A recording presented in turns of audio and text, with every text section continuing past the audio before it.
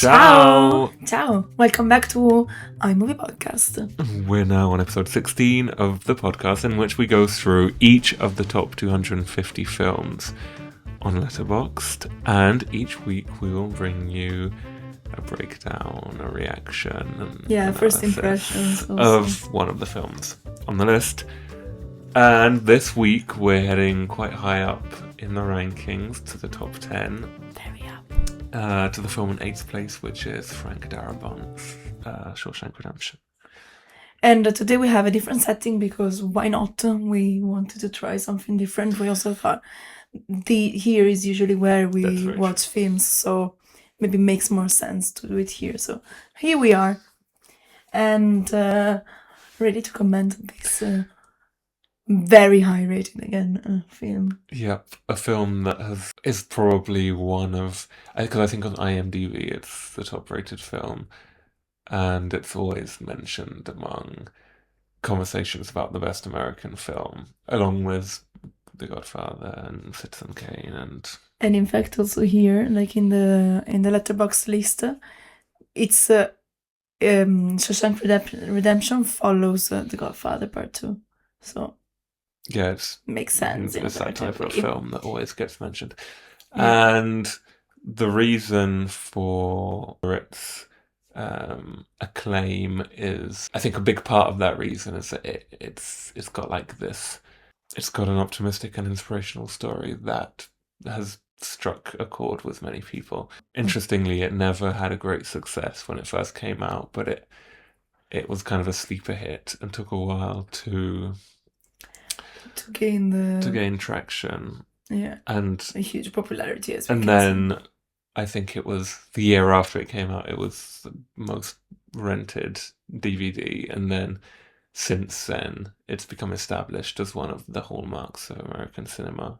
Yeah, and for your information, I don't know if we mentioned it already, it came out in 1994, so yeah, that's more or less the period, and it's based on a Stephen King book, short story that I've also read, and I haven't. It's only, I think, by memory, it's about 20-25 pages, much sparser, and a lot of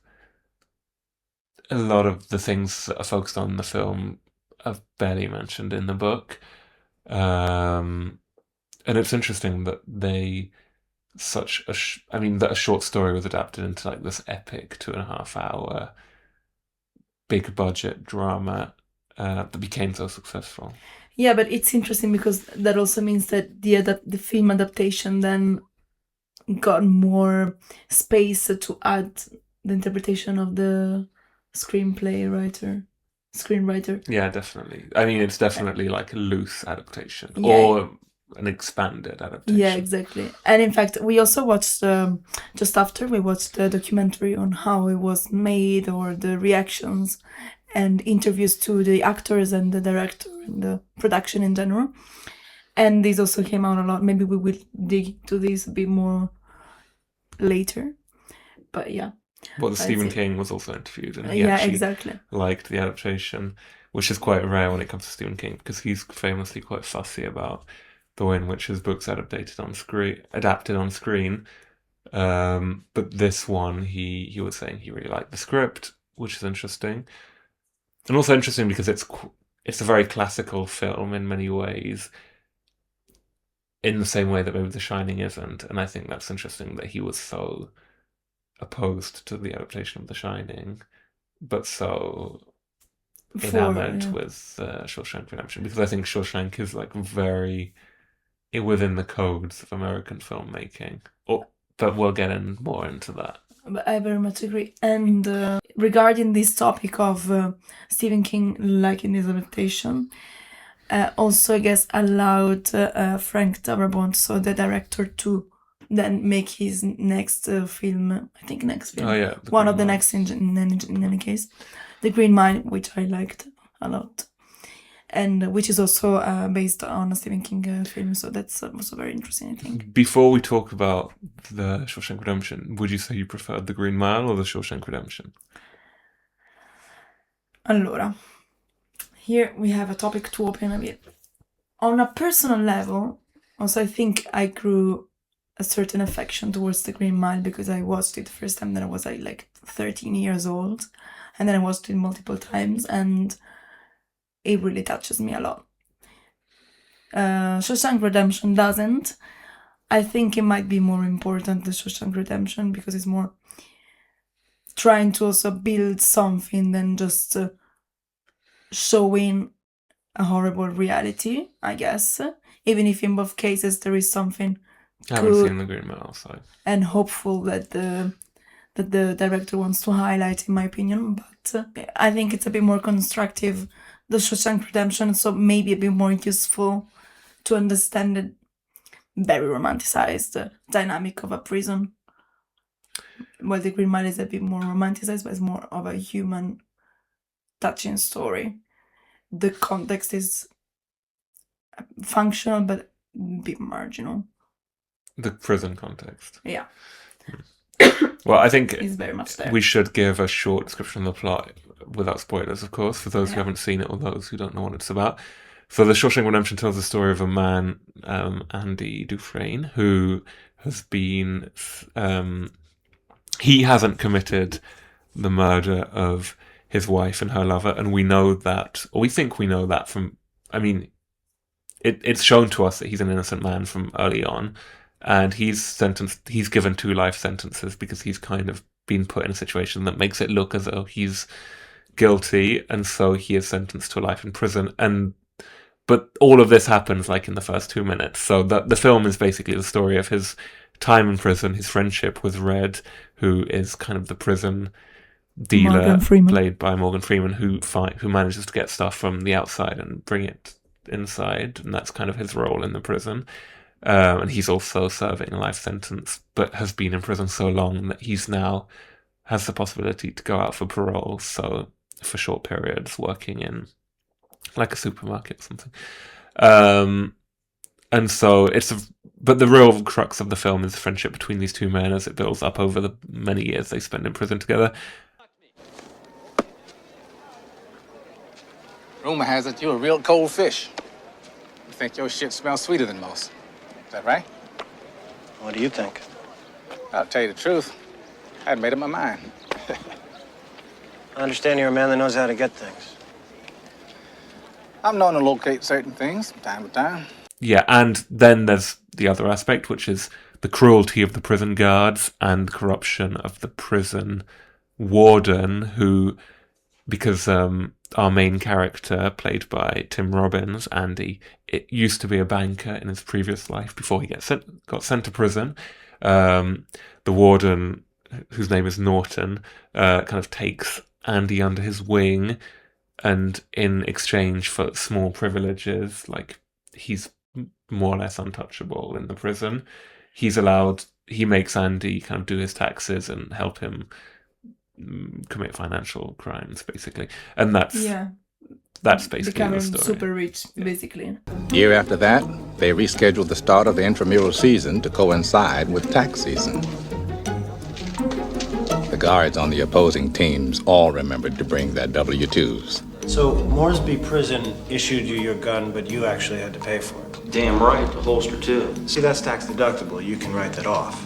Also, they mentioned, like, at some point that the goal is to make him a millionaire by the time that he retires. The warden, that is. Yeah, of course. Of course, because he's, life sentence, so supposedly he will never come out. And so this is the basis upon we build the whole dynamic. Although you'd have thought that he would get, like, at some point parole for good behaviour when he's, like, 70. Yeah. In any case. Yes, it's true. Because also, to be honest, he behaved very nicely. Until. In general. Until. Anyway. Until, maybe we can talk about it in the spoiler part, but let's see. Maybe. I think it would be a bit necessary because, it's an important part. But, so, we said that it's very American in some sense, let's say more Hollywoodian, in terms of very romanticized and clean story, clean plot, I would say, and maybe a bit also simplified, and I think some complexities are Definitely. But I think it's like, I think it's a good first access to a prison film, because there's definitely other prison films that have delved deeper into some themes. I mean, the theme of like race, for example, isn't really explored, even though it's an interracial friendship. But I mean, I think one of the things that's missing, and we can say that from the start, is any like dialogue about race, which I think in a prison which with only a few black inmates and many white guards would have been more of an issue than it's shown in the film. That straight away is missing. But also because the fact is, in the short story by Stephen King, Red especially was supposed to be white and Irish. So he says in the film that he's Irish, but he's Morgan Freeman, so he's black. So I think those are nuances. Joking in the film, yeah, of course. But in terms of the nuances, they're playing with the short story. Yeah. But of course, like some nuances are missing also because the director is absolutely white. He's Hungarian American. But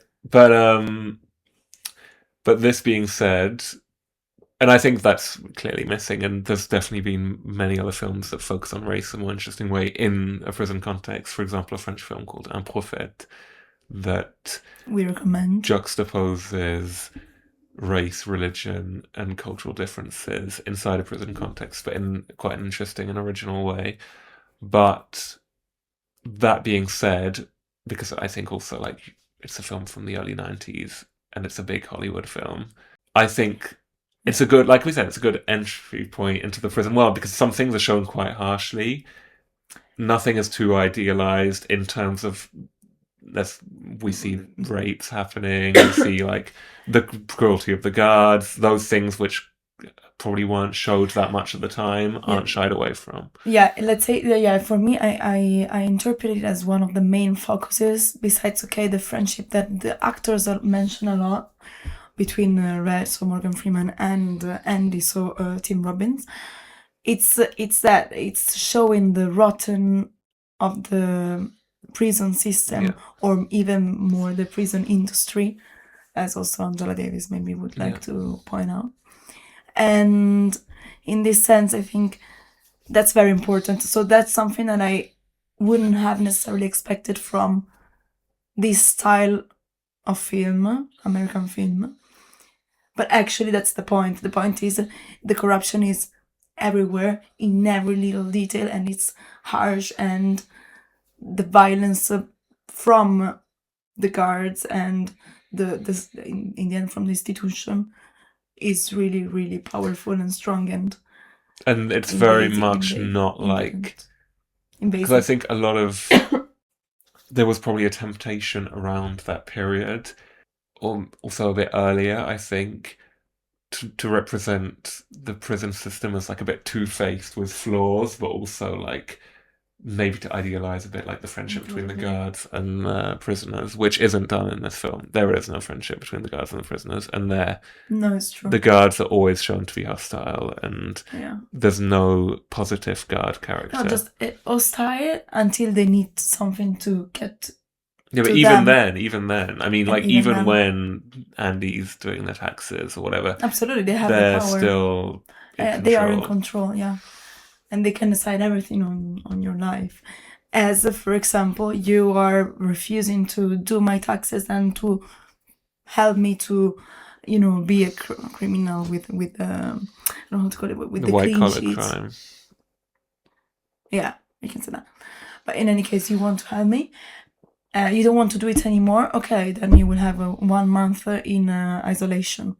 It doesn't work. You speak something. You say still something to me. Another month. And I don't care. So I thought, in that moment, the taxes, who is going to make them to do them? But okay. So that's maybe an important focus that, I didn't expect, and it's true. It's important as a first approach. And on the other side, it's also true that there is this friendship, as we mentioned before, that is pointed out by the crew, between Red and Andy. That is. It's true, it's non-violent, it's quite healthy, it's long-term, it's just, admiration for each other, and in a long term, and trusting in each other, but at the same time leaving each other free they are very different people with different backgrounds, and yet they found this complicity and this maybe intelligence also, I would say, in each other, for which they were supporting each other without breaking some boundaries, or without even, like, for example, when Andy has been raped for the first 2 years, because the narrator is Morgan Freeman, is red, so we learn about everything through his lenses. Yeah. And so he says, yeah, probably the first 2 years were horrible for Andy, because he's been raped many, many, many times, and until this thing of the getting in contact with the guard somehow worked out. And there, okay, he could have had a bit of power to try to stop the rapists, but he didn't do that, because again the rules of the prison remain there and vivid, and you can't really break them without being punished, maybe a bit too much. So within the punishment, you find a bit of solidarity in any case, but in the small things, or I don't know, taking for granted that horrible things will happen to you in any case. Well, I think the film is good at giving you a feeling of how good some small things can be. For example, the library, and even the scene when they drink beers on the rooftop. And that's crazy. That's crazy. When they haven't...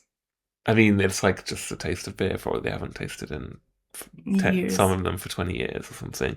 So those scenes, I think, are good at conveying how nice some small freedoms can be in a world, in a system where freedom is non-existent, basically. And in general, I think that's something the film is quite good at. I mean, I think this film has a lot of... The reason why it's so highly rated and why it's such a classic is, despite the fact it's quite a dark subject matter, is I think because it's quite a hopeful film. And I don't think it would have made any... This film wouldn't be popular if it's... Like it or not, this film wouldn't be popular if it wasn't such a hopeful film. Yeah, a bit more even documentary style. Yeah, no, it wouldn't, no, absolutely. Because that's kind of part of the story. And I think in some sense you have to accept that, because I think when we watched the documentary, Tim Robbins was saying, like, it's easy to make film, like, criticizing everything, but this wasn't the point of this film. This is kind of an optimistic film, which is, whatever you think about that, in that sense, I think it really works. Yeah, and also I think it works because, okay, one thing that they were saying a lot was, because this is a script that is so good, it comes, a script like this comes out only one every 20 years if you're lucky, blah, blah, blah, blah.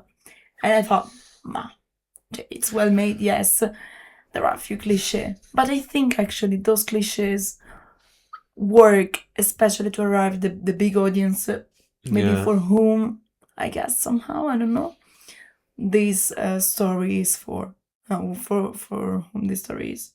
Well, I remember... Yeah, go on, sir. No, nothing. So, because as you said, like, it's an access film to the theme of prison, where the main fundamental points are there. So the corruption, the corrupted system, and the attention for the little details, and the harsh reality, and maybe even the malfunctioning of the system, because again, from what we know at the beginning, and then we find out later, yes or no, Andy seems innocent for real.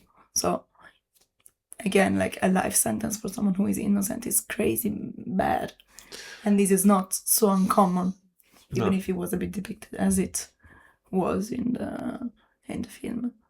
But yeah, so the conditions shown are on point. So maybe it's good that it's with some cliche they can be more appealing for.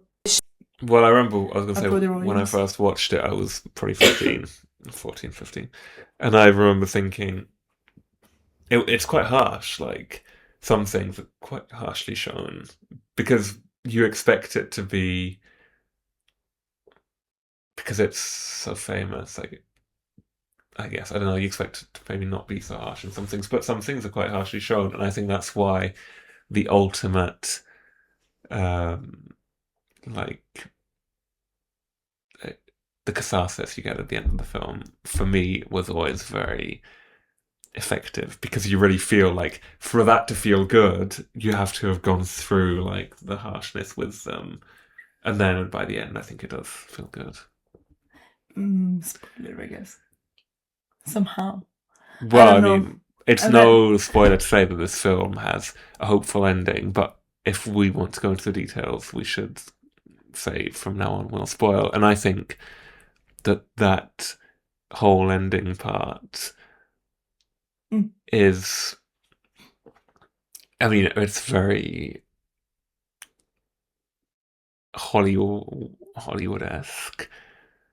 Yeah. But it also kind of, I think it kind of works, because it's so like, I mean, it's not realistic in a sense, or it's very idealized, but you really feel it. In a certain way. You really like, it's touching. But at the same time, again, it's through the lenses of Red. So maybe for him it was a dreamy, idealized situation. So in that sense, maybe it could work more than, I don't know, if it was like an objective story or something. Yes, that's true. Yes, it's kind of a legend, a prison legend. But I love the shot where the warden pulls up the poster and the camera like goes back through the poster, and you realise for the first time what's been happening all that time. And rewatching the film, because when I watched it the first time, I had no idea about the escape scene. I had no idea. I thought the whole thing was going to be like straight prison film. Maybe they'd get out on parole, but that whole aspect of the film I never imagined. So I was genuinely surprised. I don't know about you watching it yesterday, but I was like, what? Like, and I still remember that feeling the first time I watched it. I really couldn't believe it. See, to be honest, I also didn't think that he would have managed to escape, or he would have not even managed, that he would have tried. One big damn conspiracy, and everyone's in on it, including her.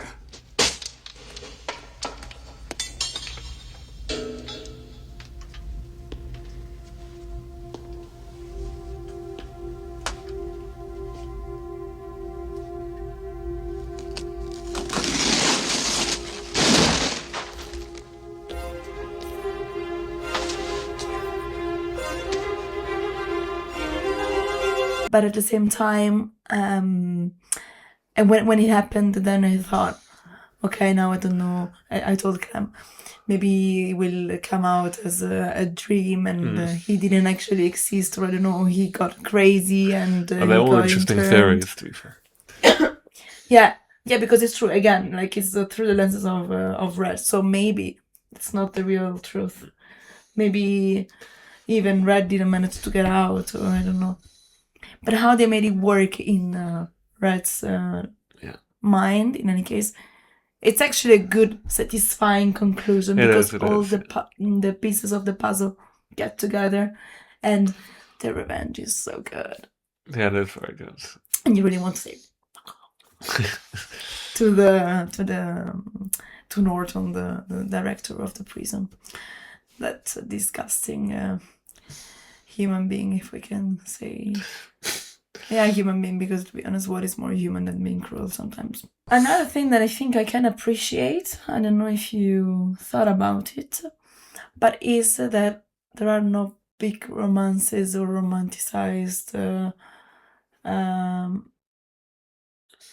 love stories like with women in a strange way. It's just desiring women through the posters or the films, which ends up being a part of quite decisive, irrelevant. Yeah. And so that, and I don't know, the pure desire of someone who can't have love, or not even love, maybe physical touch. Yeah. And that's something that I think it's maybe discreetly, subtly shown, and I think it's well made in that sense. Of course, like women super objectified and everything. Also, to be honest, the wife is not super. Yes, it's not a complete scarred. Yeah, exactly. But it makes sense in the story that is very maybe male based in those years, because it's set in the 40s and then in the 60s, and then Well, I was just going to say also that rewatching it, every scene which takes place in his cell where people get close to the poster, you become almost nervous. Yeah. Because okay, for you it's the first time watching it, but I was thinking like, I know what's happening. Like when the warden comes into his cell, it's well done. It's true, that works much more On the rewatch, yeah. Even if you know because that he looks at the poster and he just about accepts it, you know. Yeah, and just because he managed to be, attractive to the eyes of the guards and the prison system. One thing that for me is very relevant, and I'm glad that they delved into this topic, and as I say, they explore it quite a lot, is the reintegration in society. Oh yeah, that's very important. I thought in the end, yes, this film is super against prisons because it's showing like how they're not, even like in the most ideal way, they're not able to work. They're not working. It's a system that doesn't have sense to exist. Because also, in the end, what is showing is that Norton is a real criminal because he has the power and everything, and because in the end he kills Tommy. And and of course he doesn't get punished nor anything. And who became like a good person? Not that in prison usually it's easy to become a better person, but still, they are still sentenced to death. To death in prison, or to a life sentence in any case. So that's also something that it really doesn't work. So some yes, for some it's justice should work, and for some no. Well, the institutionalization you were going to talk about as well, which is the feeling of, because I think that's one of the most famous scenes from the film. One of the ones that's always cited is a scene where an old prisoner called Brooks, who's been in prison for I think 50 years, maybe longer, is released on parole. And you see like his attempt to go back to the normal world and to work in a supermarket and to live in this like halfway house. And you see how it doesn't work at all, and he ends up killing himself because the world outside of prison doesn't.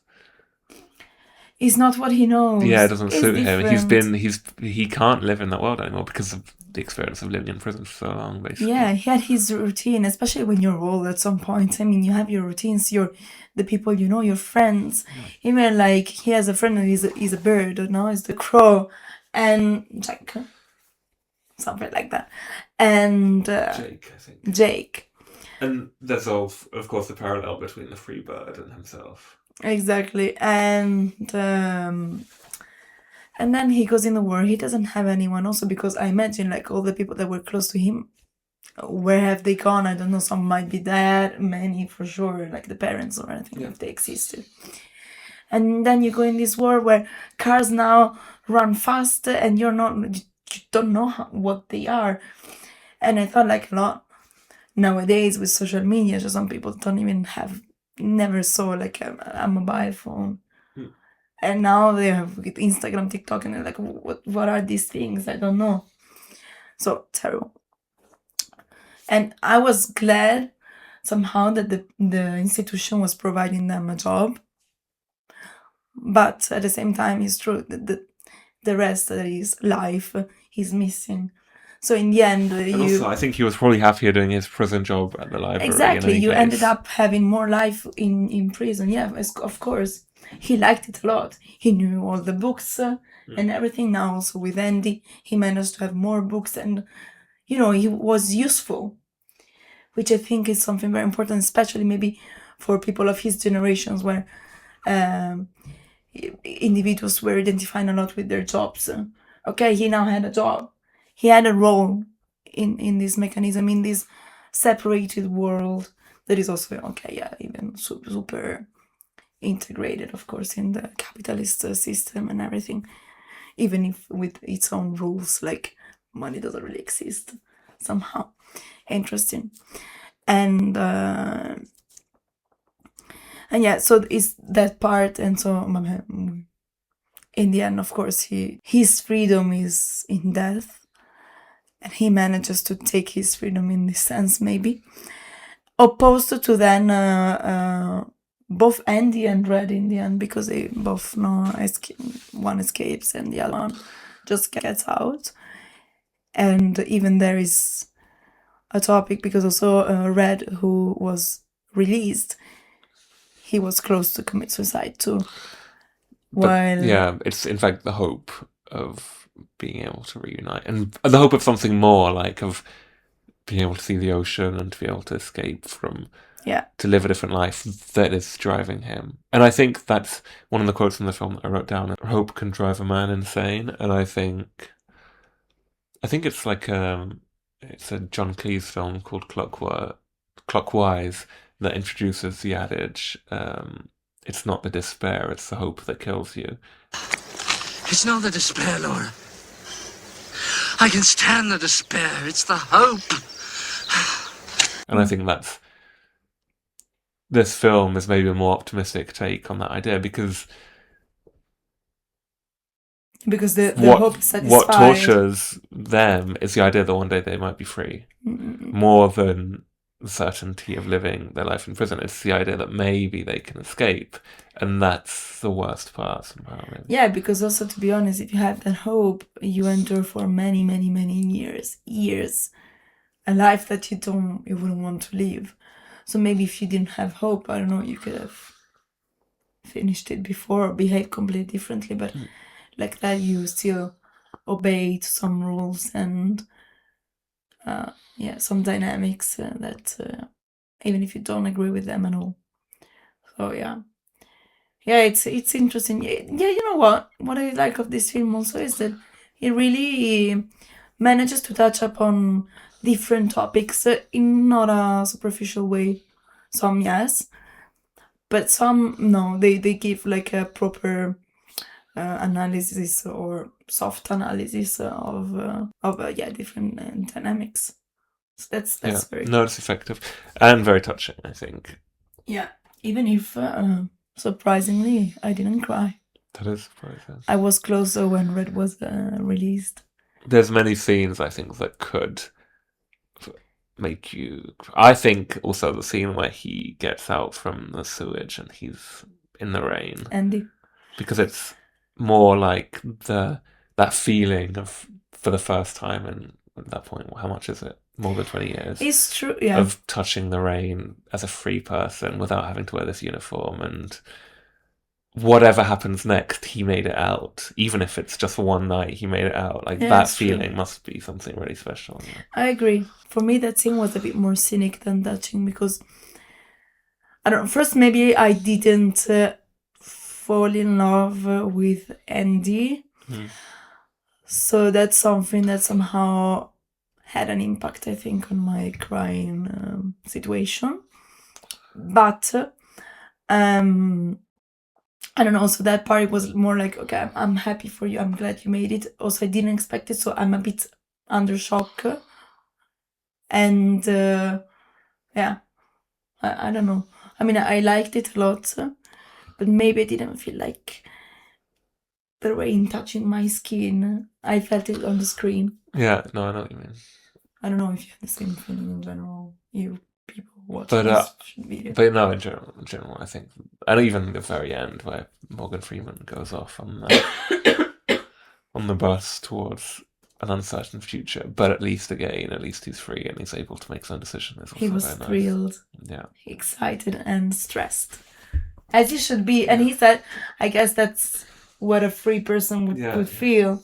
And it's true, you have, and I thought Cavallo is such a, I don't know, like a simple and somehow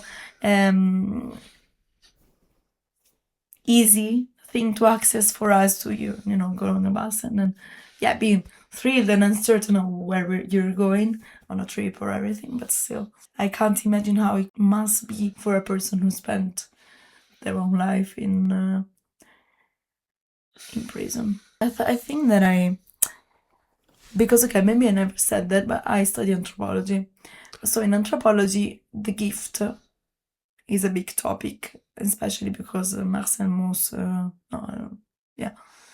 he's a big anthropologist that introduced this concept and made a lot of speculation on this concept. And I thought, especially in the first part, is within the rules of the prison, this was a very recurring topic.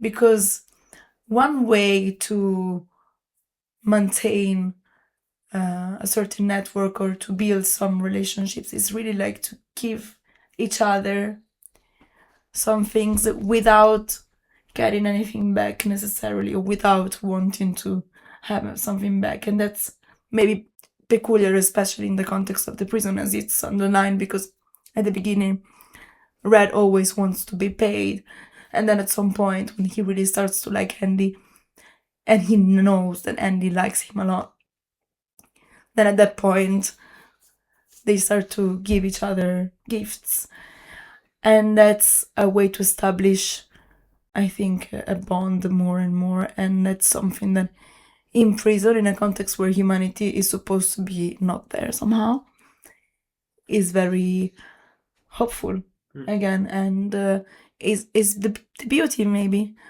beauty that it's so easy to not find in the context, and yet the importance of the little details and the small things that you can really appreciate, as it can be, I don't know, even listening to music out of the blue, music that you never heard of or you don't even remember about.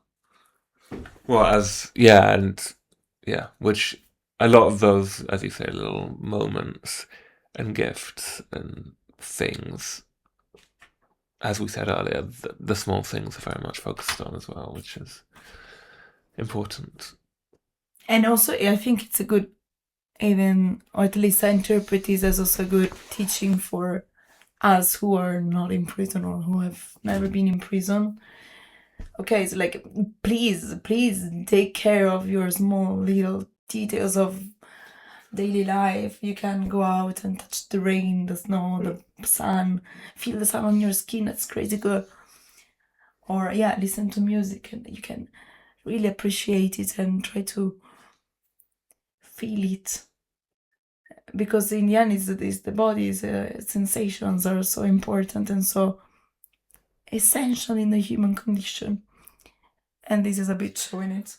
And also about Brooks, once I'm gonna step back, Brooks is the old librarian prisoner who killed himself.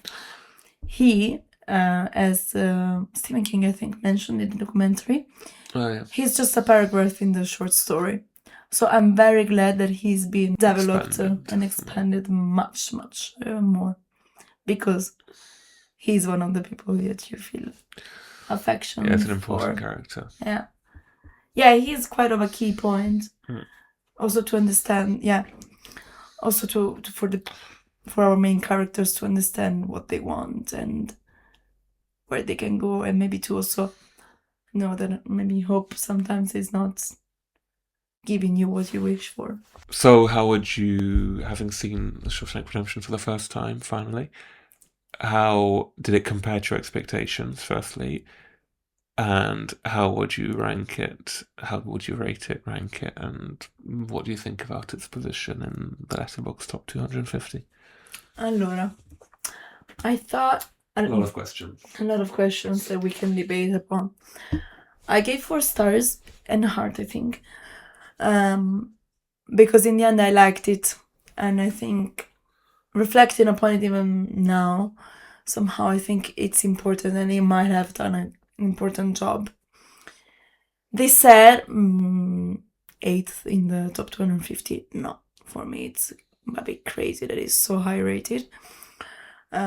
Because again, it's still romanticized and idealized in many situations. I agree with you, but I think that's also the point of the story somehow. What? Because I think it's, as we said, like a very optimistic and hopeful story. That there wouldn't be this film if without that optimism somehow. And as we said, that's somehow key. Whether it's realistic or not, probably not. But it has to be there. I agree, but that's why I wouldn't put it in the top 2. In the top 250, could do. as the 8th position. No, I'm sorry, I'm a hater in this moment. No, I understand. For me, super high rated in this sense. And there are many other films that I think are more important or better made that I would put higher. But it's okay. I mean, it's okay if it's in the top 250. I would put it, though, between the 200 and 250, I would say. What do you think about it? Well, again, as we say every time, it depends what you're ranking. Because I think there's probably a lot of better films than The Shawshank Redemption, but there's no doubt that it's been extremely influential, impactful, and for my taste, I prefer it to a lot of other big American films historically. Although, of course, it's many things very much in the Hollywood standards. I think in the end it's very well made, and yeah, I'm happy for it to be in the top 250. And I think the reason it's so highly rated is a big part of it is just because it's simply been more watched. That's also why it's top in IMDb and whatever, because it's a super famous film. Okay, but it's super watched, but also super liked. Even like Barbie, but I understand why it's super liked. Yeah, no, me too. It's true. I personally wouldn't give 5 stars, but I'm not gonna act like it would be crazy for someone to give 5 stars. Like, imagine you watch this film when you're 10 years old, for example, and it really it becomes like, yeah, of course, and you keep watching it, and it's my green mind. It could become really inspirational, I think. Especially like the idea that you can. I think the top review on Letterboxd is like someone saying like, "Oh, this film was very inspirational for them because they managed." It kind of showed them that even when they were at their lowest point, hope was always possible. And I think, as we personally don't feel that. Some people won't, but for a lot of people, that definitely will be. And I can understand why, because watching the film, you really think like they did a good job of showing hope in the face of despair. Like, those things will well yeah, it's important. Even though that many things remain in the cliche, whatever. But yeah, but also, as we said, some important elements are there and underlined, very highlighted at the right point.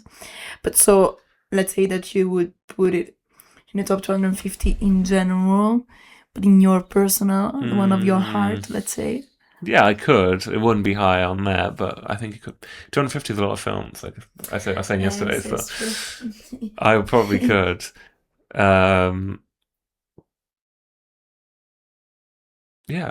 why not? It's a good film. It is. It's true. There's no going around that, and I think like overall,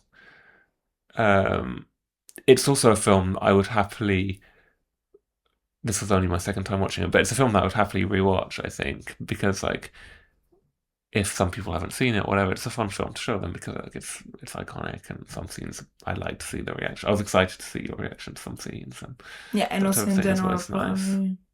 Yeah, and it's true. It's true because also we have to admit that he hyped me up before. I told her she would cry, which you didn't. One scene you will definitely cry. And it wasn't, which is the scene where he is finally free, Andy. No, I meant more the ending, actually. The very end. See? So. I thought But I thought you would cry. Also, when the guy hung himself, I thought you would have cried. There's many scenes where I thought you would have cried. To be honest, I'm a bit surprised I didn't cry for the one where, maybe, I don't know, maybe yesterday I wasn't super in the crying mood. We have to we'll rewatch it today and let you know if it changes. Yeah, but when Brooks, on paper, with that scene, I should cry a lot. But in any case, I was very sad. But also, you know what? Because the fact is, I wasn't 100% sad because it was his freedom. Yeah. He was sad by keep surviving. So he was ready to go. In a bad way, but also in his way. He also wrote Brooks was here. So it's like, okay, I existed. I did my life. I had my life, and now I can die in a horrible way. Well, that's why I thought you'd cry at the end, because also they show the thing, Brooks was here. and then he leaves. But anyway, we hope we said mostly what we did. We I think we said a lot of important things. Yeah, and maybe some things will come up to us in case we can write them in the comment section, I would say. Yes. Or maybe record like a short clip to put on in this editing. Exactly. Yeah. And there you go. Well, thank you for watching. Subscribe, like everything, blah blah. And subscribe. We will see you in 2 weeks' time. Yes, exactly. With our 17th film that will be, we don't know. Ciao. Ciao.